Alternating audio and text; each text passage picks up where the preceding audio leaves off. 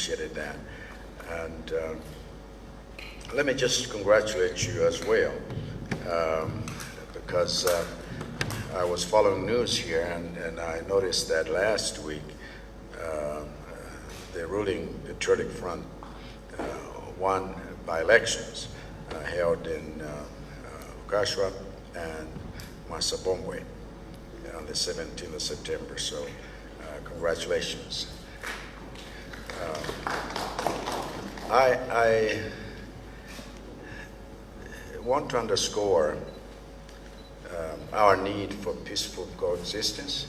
We have been and continue to share relations because we cannot undo history.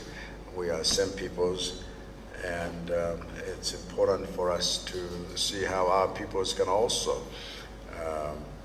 prosper, knowing that we share similar aspirations. What troubles one troubles the other. And in our region, we want economic prosperity, we want industrialization, we want our livelihoods changed. It's going to take exponential growth because when we look at the trajectories and we want to grow incrementally, it's going to take hundreds of years. So we need something that really causes us to expand in a way that our people can sense the difference and say, hey, this is now real. Mr. President, I still remember, I quote this lady because of what she did. And when she wrote after she'd worked with the World Bank and so forth, I'm talking about Ms. Tembisa Moyo, and dead aid. You know, sometimes you read and reread these things and you know that we just can't live by maintenance. And we can't have financial institutions almost tell us to always be where we are supposed to be. We need a break where we can truly rise. And so I'm looking forward to working with you and the peoples of this nation, despite the problems we face now. Of course, we have COVID-19, but Zambia has always been our friend, even when we have had disasters in our country. For example, the cyclones we had, Cyclone Idai, you know, you sent us help, you helped us, and so forth. So I'm grateful for the past. Our relationship has, like I said, been anchored in common history, and our attachment to rule of law, to democracy, respect for human rights, good political and economic governance, transparency, accountability. All of these things sometimes we talk about. It's to create a space for everyone to actually prosper because, of course, Zambia has more tribal groups than Malawi, but most of the tribal groups in Zambia are also found in Malawi. And so we share languages, we share cultures, we share this. In fact, the two countries then together with Mozambique, we share cultural festivals. One particularly, Kulamba, where the Chewa speaking chiefs pay homage to the paramount chief. We call him our Chirombo, Karonga Gawawundi. And so we would want to see how we can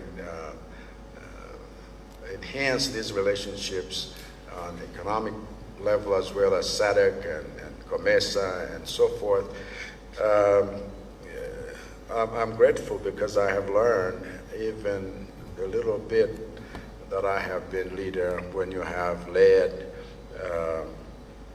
as chairperson of the SADC organ on politics and defense and security. We would love to learn more. How do our peoples share strengths? Our region needs to be secure. We have bits of insecurity in the DRC. We have bits of security close to us in Cabo Delgado. And what we are doing these days is to acknowledge the fact that everyone's problem is everyone's problem. And so you just can't say, this is your problem. And that's why your leadership has been greatly appreciated. Our two countries, of course, because of the history, we have these joint permanent security ventures. We've had to redemarcate sometimes, and then you find in one village in Nchinji in Zambia, the next day it is in Malawi. Agenda, this is this and that. And so, but our peoples know how to live together, and we would appreciate all of us even going through issues that sometimes lead to misunderstanding. So the permanent commissions, cooperation, and so forth can help. We need sometimes people just sensitized and on every level, in terms of security, in terms of intelligence, in terms of education, in terms of trade, and so forth. We see that we are so interrelated, there's no way, we're almost like Siamese twins. And so when we had a history of blackouts, electricity blackouts in our country, you came to our aid. We are still looking at how best we can share power in this region and so forth. And we would also